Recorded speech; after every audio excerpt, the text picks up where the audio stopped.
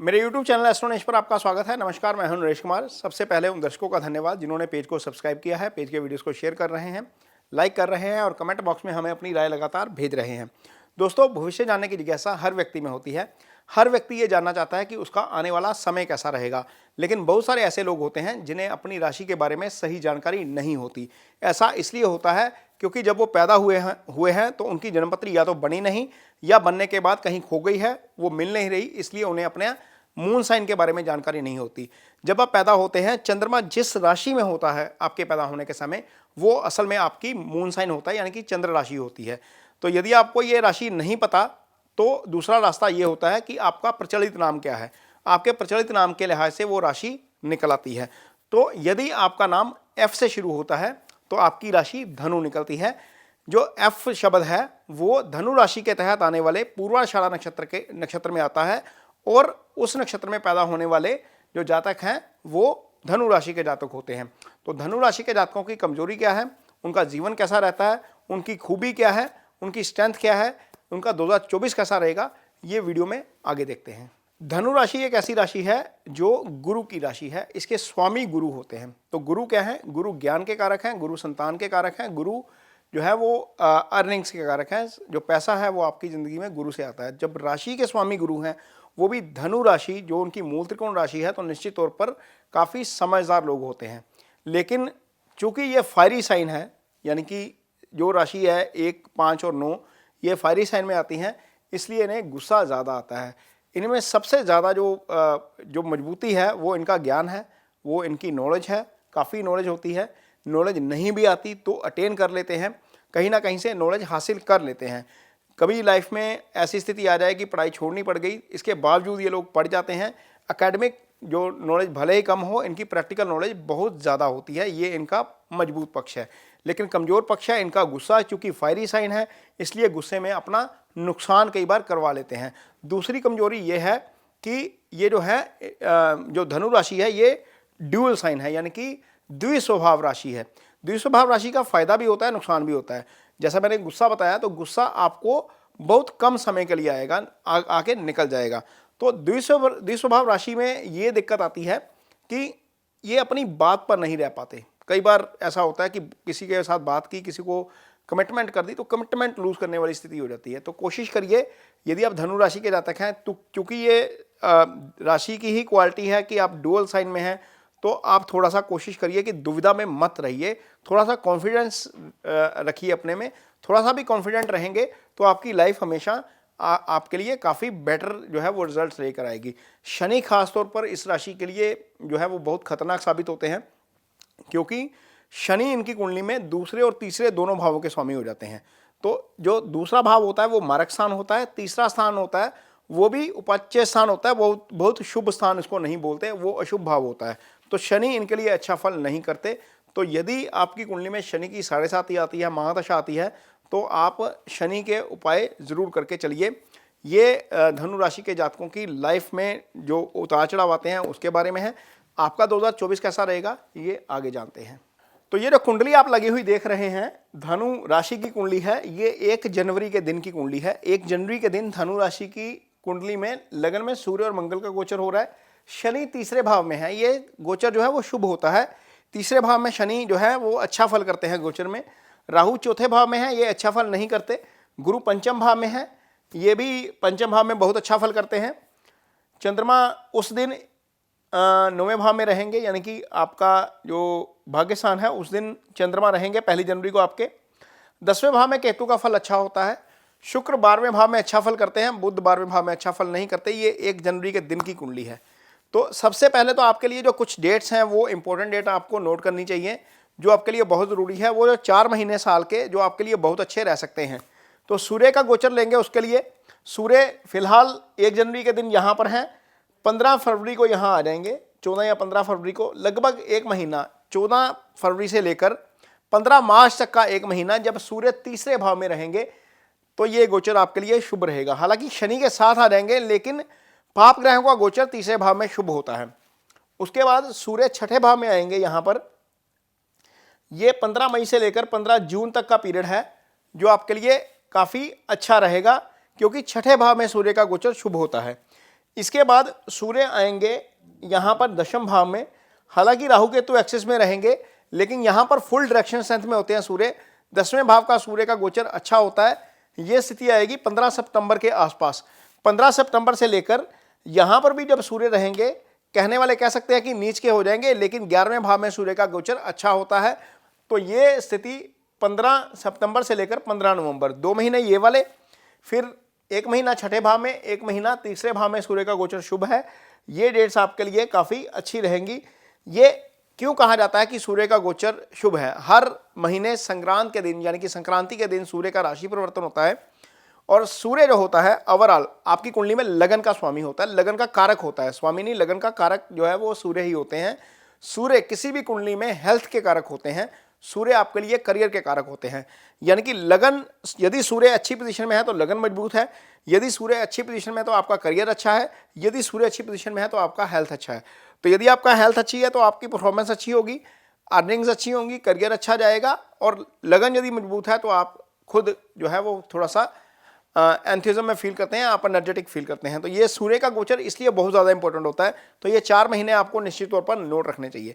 आगे बताते हैं कि आपके लिए करियर कैसा रहेगा और आपकी इनकम कैसी रहेगी।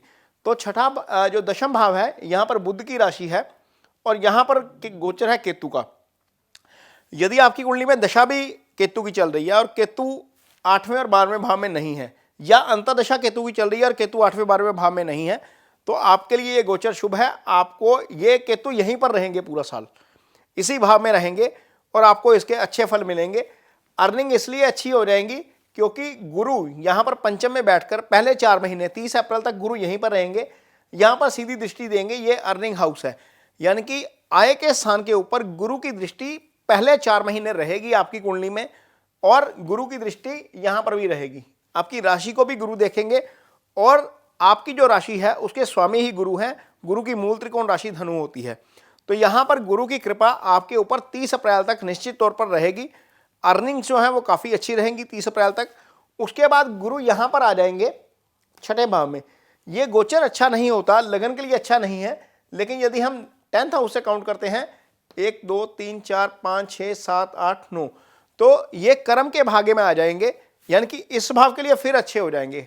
अच्छे इसलिए हो जाएंगे क्योंकि गुरु इस भाव को पंचम दृष्टि से देखेंगे, धन भाव को गुरु 9वीं दृष्टि से देखेंगे। गुरु धन के कारक ग्रह होते हैं, तो निश्चित तौर पर धन के लिहाज से आपके लिए गुरु का गोचर पूरे साल बेहतरीन बना रहेगा। पहले आय स्थान पर गुरु की दृष्टि रहेगी, वो आपको हेल्प करेगी, फिर धन स्थान पर गुरु की दृष्टि रहेगी, वो आपको हेल्प करेगी। यानी कि फाइनेंशियल्स बहुत ज़्यादा खराब नहीं होने जा रहे हैं, और ये आपको पूरा साल 2024 आपके लिए काम के लिहाज से, कारोबार के लिहाज से, इनकम के लिहाज से अच्छा रहेगा। यदि कोई आप नया काम इनिशिएट करना चाहते हैं तो आप इस दौरान कर सकते हैं, आपको उसके अच्छे फल मिलेंगे। आगे बात करेंगे आपकी रिलेशनशिप आपका कैसा रहेगा। तो ये जो धनु राशि है इसके स्वामी गुरु पंचम में है।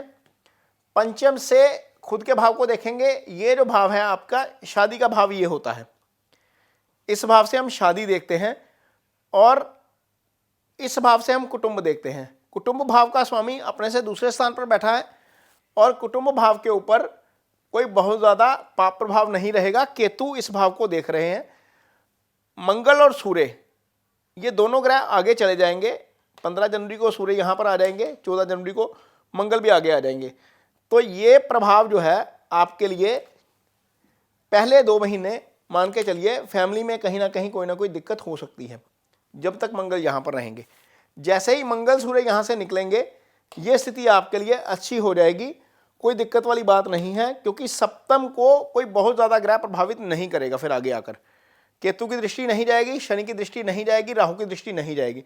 सिर्फ ये 2 पाप ग्रह हैं जो लगातार यदि गोचर में आएंगे तो प्रभावित करेंगे। अदरवाइज सप्तम जो है वो थोड़ा सा सेफ जोन में रहेगा, कोई बहुत ज़्यादा दिक्कत नहीं आने वाली है। आपकी वाइफ की हेल्थ को बहुत ज़्यादा दिक्कत नहीं आ रही, आपके आपसी रिलेशनशिप को भी बहुत ज़्यादा दिक्कत नहीं आ रही। हाँ, जिन 2 महीनों में सूर्य मंगल यहाँ पर रहेंगे उन 2 महीनों में आप थोड़ा सा तालमेल के साथ काम करेंगे तो चीज़ें काफ़ी ठीक रहेंगी। ये हम डिटेल में आगे जब मंथली राशिफल में आएंगे तो ये आगे बताते रहेंगे कि कहाँ पर आपको सावधानी रखनी है, लेकिन फिलहाल मुझे सप्तम से कोई दिक्कत नज़र नहीं आ रही।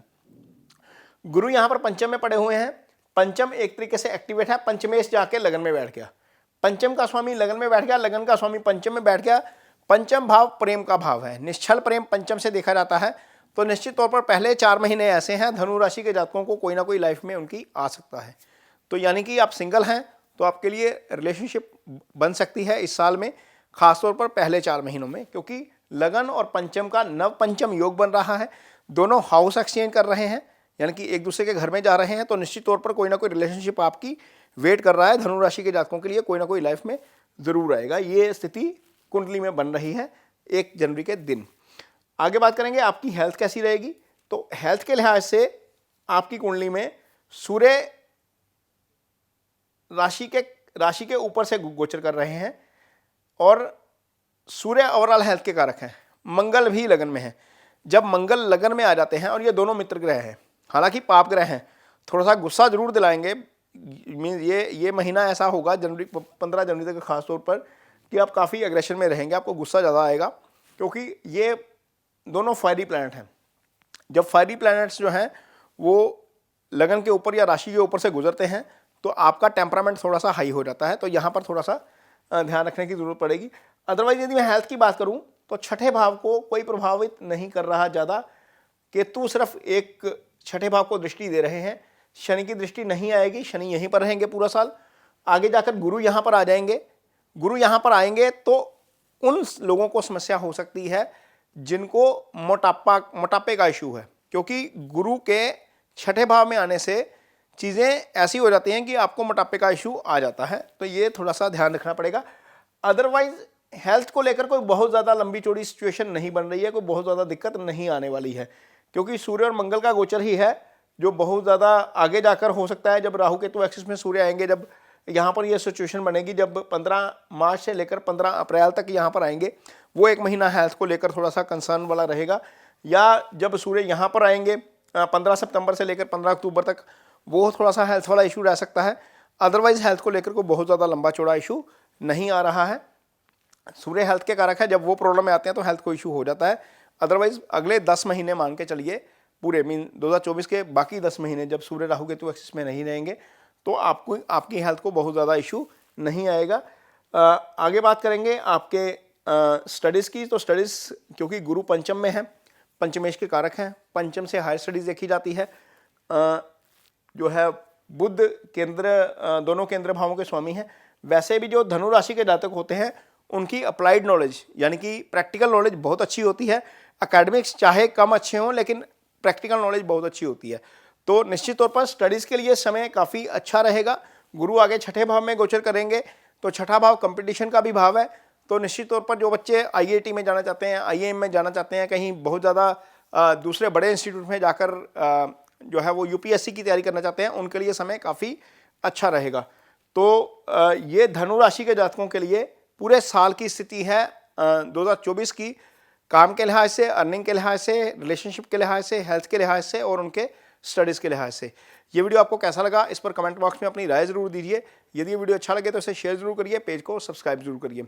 इसके साथ ही मुझे दीजिए इजाज़त। नमस्कार।